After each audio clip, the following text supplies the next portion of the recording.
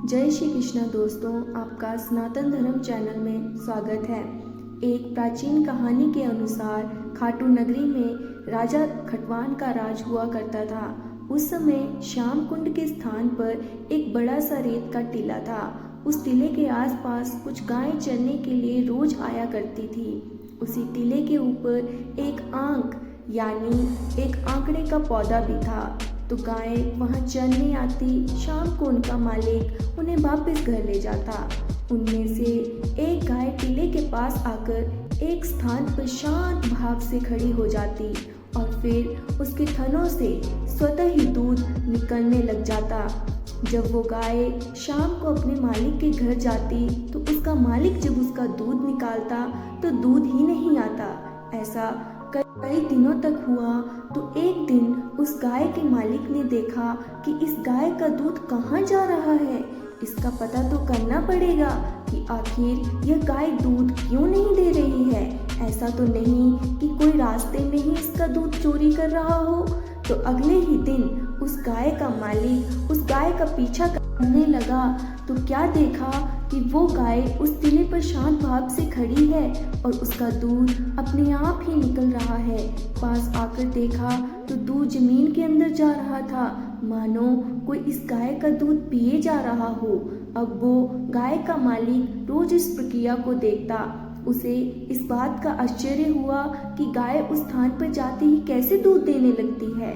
अब उसे समझ नहीं आ रहा था कि वो करे भी तो क्या करे। उसे लगा कि कोई भूत प्रेत का चक्कर है या फिर कुछ और ही। तो वो घबरा गया। गाय का मालिक खाटू नगरी के राजा के पास गया। जब उसने वहां के राजा को ये बात बताई तो राजा ने सोचा यह कोई पागल है।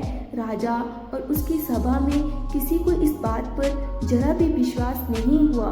सभी ने सोचा यह व्यक्ति पागल है, बहकी बहकी बातें कर रहा है। भला ऐसा भी कहीं होता है। लेकिन जब उसने कई बार राजा से कहा कि राजा जी आप स्वयं एक बार खुद चलकर तो देख लीजिए, तब राजा को भी जिज्ञासा हुई।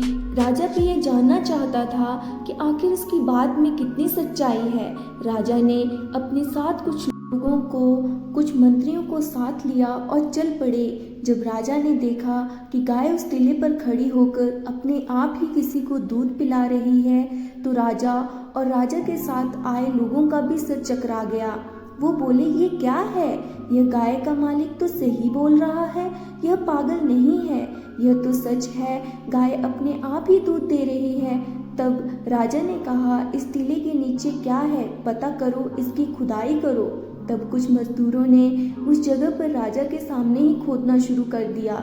लेकिन जैसे ही जमीन पर पहली कुदाली पड़ी वैसे ही वहां जमीन के भीतर से आवाज आई, अरे धीरे धीरे खोदो, यहाँ मेरा शीश है। जमीन के भीतर से आवाज सुनकर सारे मजदूर डरकर भाग खड़े हुए। अब राजा भी परेशान होकर अपने महल में चला गया।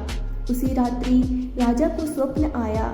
स्वप्न में खाटू श्याम बाबा ने राजा को साक्षात दर्शन देकर कहा कि हे राजन, अब समय आ गया है मेरे शीश के अवतरित होने का। मैं महाभारत काल में वीर बार्बरिक था और मेरे द्वारा भगवान श्री कृष्ण को अपना शीश दान में दे दिया। तभी उनसे मुझे कलयुग में पूजित होने का वरदान मिला है। इस टीले के नीचे मेरा शीश है। तुम स्वयं यहाँ धीरे धीरे खुदाई करो और यहाँ से मेरा शीश निकालो और इस शीश को अपनी इस पवित्र नगरी खाटू में मेरा मंदिर बनाकर स्थापित करो। सुबह जब राजा उठा तो स्वप्न की बात को ध्यान रखकर राजा स्वयं उस टीले पर जाकर धीरे धीरे खुदाई करना शुरू किया। जब उस स्थान की मिट्टी को हटाया गया तो वहाँ पर श्री श्याम बाबा का शीश निकला। जहाँ वो शीश निकला वहाँ एक कुंड बनाया गया जिसे आज श्याम कुंड के नाम से पुकारा जाता है। और इस प्रकार से कलयुग देव श्री श्याम का शीश खाटू नगरी में अवतरित हुआ।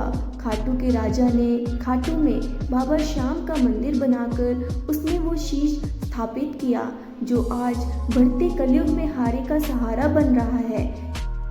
कहते हैं कि श्याम कुंड में डुबकी लगाने से व्यक्ति के समस्त पाप नष्ट हो जाते हैं और श्याम बाबा का आशीर्वाद प्राप्त होता है। आपको जानकारी अच्छी लगी हो तो मेरे चैनल को सब्सक्राइब करें और लाइक करें। धन्यवाद। जय श्री श्याम।